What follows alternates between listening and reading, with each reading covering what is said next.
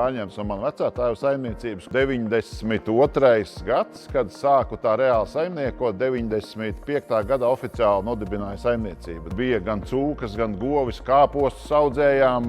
Sabilē bija pārstrādes rūpnīca, nodevām kāpostus, bet beigās izkristalizējās mums 2 saimniecības. Šobrīd ir palikuši 2 pīlāri, uz kā mēs balstamies. Graudkopība un piena laukopība, jo pamatnozara ir graudkopība. Sākām ar 20 hektāriem, šobrīd esam izauguši 1250 hektāru aptuveni kopējā platība, ko apsaimniekojam šobrīd. Un ir ap 250 lopi galvas, bet 140 laucamās govs no tām.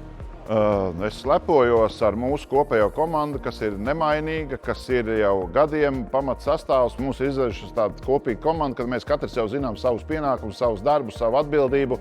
Šobrīd mēs attīstāmies tādā virzienā, ka paliekam precīzāki gan dabai, gan pašiem, gan augam. Redzam vairāk, ka tehnoloģijas ļauj saskatīt vairāk, kas ir nepieciešams, dažādas analīzes veicam. Līdz ar to iegūstam augstvērtīgākas ražas, augstākas ražas un vērtīgākas ražas.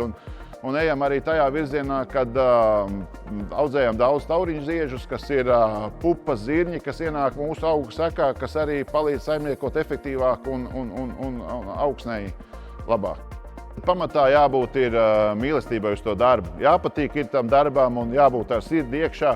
Un neskatīties vispirms to biznesa ievirzi, bet skatīties tieši, kas tev patīk, ko tu gribi darīt un kas tev piesaista.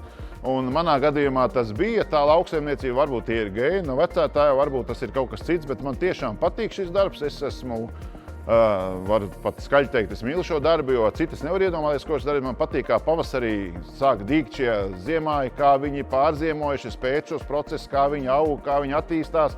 Kas viņiem traucē, kas viņiem vajadzētu palīdzēt, ko vajadzētu piepalīdzēt viņiem, ko daba dod. Tas viss, tas process man patīk, un tāpēc arī es esmu iekšā tajā lauksniecībā, un tāpēc varbūt ir paveicies. Tas ir tā veiksmē pamatā tas, ka tev jāmīl un jāpatīk šim darbam pamatā, lai tu varētu to darīt.